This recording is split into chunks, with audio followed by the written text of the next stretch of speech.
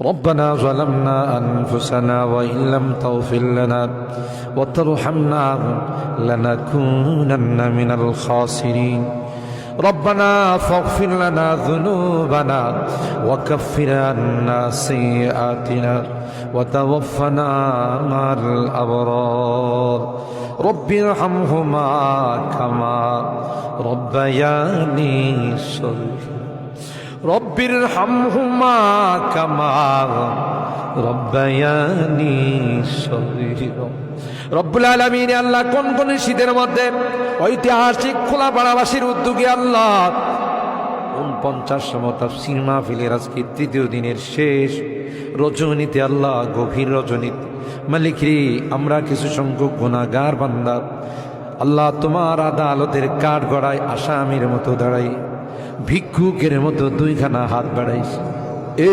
মালিক মেহেরবানি করে আমাদের জিন্দেগির গুনাহগুলো মাফ কর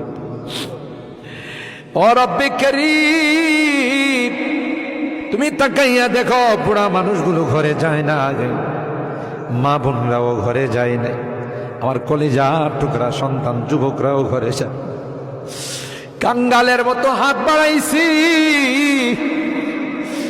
এ মালিক তাওবা করতেছি আর জীবনে কোনো গুনাহ করব না আর জীবনে কোনো নাফরমানি করব আল্লাহ ওয়াদা করলাম আর জীবনে কোনোদিন নামাজ ছাড়ব না আর জীবনে কোনোদিন বেপরদায় চলবো না ইয়া আল্লাহ মেহেরবানি করে আমাদের তাওবাগুলোকে কবুল করে নাও ইয়া আরহামার রাহিমিন ইয়া আকরামাল আকরামিন আল্লাহ মনে চাইছে বিছনায় আরাম করার জন্য না না না আরামের ঘুমকে হারাম করে শীতকে উপেক্ষা করে শুধুমাত্র কেবলমাত্র আল্লাহ তোমার কাছে তাওবা করার জন্য বসে রইলাম আমাদের গুনার কারণে যদি জাহান্নামে দিয়ে দাও কে বাঁচাবে কে আমাদেরকে জাহান্নাম থেকে রক্ষা করবে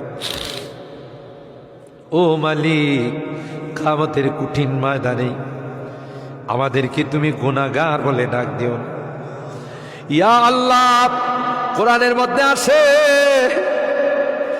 জাহান্নামীরা জাহান্নামের আযাব সহ্য করতে না পাইরা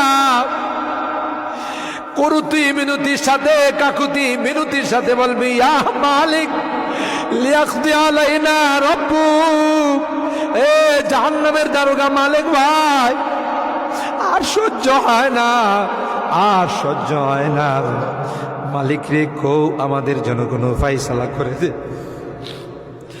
1000 বছর পর জবাব আসবে ইন্নাকুম মাকিসু এই জাহান্নামে তোদেরকে থাকতে হবে কোনো ডাকের সাড়া দেওয়া হবে আল্লাহ তোমার কোরআনে তুমি বলছো কালাকসাউ ফিহা ওয়ালা তুকাল্লিমুন অপমানিত হয়ে জাহান্নামে থাক কোনো কথা বলবি না কবরের মধ্যে সাপ বিচ্ছু কামড়াবে একদিক দিয়া চামড়া পুড়ে গেলে আরেক দিক দিয়া নতুন করে গজাবে এ মালিক দুনিয়ার কোনো বিষাক্ত সাপ দেখলে বাঁচাও বাঁচাও করে চিৎকার করে একটা নয় দুইটা নয় 99টা সাপ একে একে কামড়াবে একটা সাপ চুল মারলে 99 হাত মাটির নিচে চলে যাবে বিচ্ছু কামড়াবে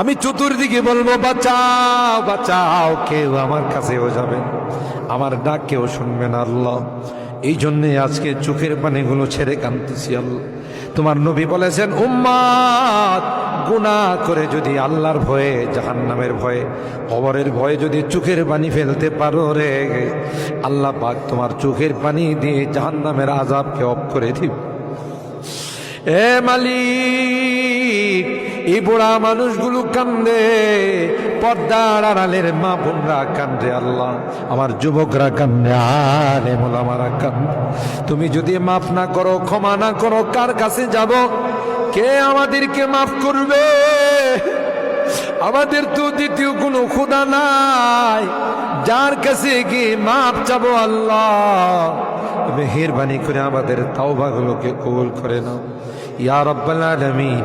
আল্লাহ আমাদের জিন্দেগীর সমস্ত গুনাহ খাতাগুলোকে মাফ করে দাও। এ আল্লাহ আমাদের তাফসীর মাহফিলকে কবুল করে নাও।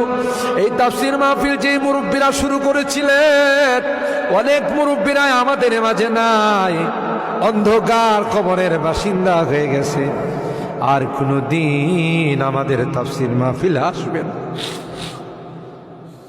কে জানে, কে জানে আমরা যারা বসা আছি আগামী বছর এই তাফসীর মাহফিলে আসবো না জমিনের নিচে চলে যাব। ও মালিক, মালিক আল্লাহ আমাদের কেউ নাই, তুমি বিনে আমাদের কেউ নাই রে আল্লাহ।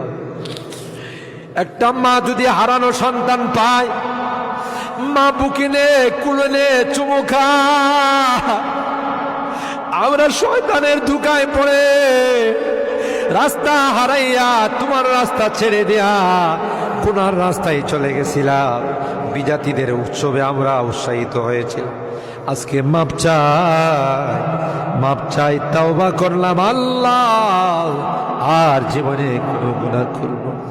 ও মালিক, এই তাফসীর মাহফিলে যারা কথা দিয়ে, পরামর্শ দিয়ে, টাকা পয়সা দিয়ে সাহায্য করেছে, আল্লাহ সকল আর দানগুলোকে কবুল করে নাও ইয়া আল্লাহ। আজকে তৃতীয় দিন, আরো যে দিনগুলো আছে আল্লাহ, প্রত্যেক দিন ওলামাদের কাছ থেকে, মুফাসসিরিনদের কাছ থেকে তাফসীর শুনে যেন আমরা আমল করতে পারি, আল্লাহ সেই তৌফিক নসিব করে দাও।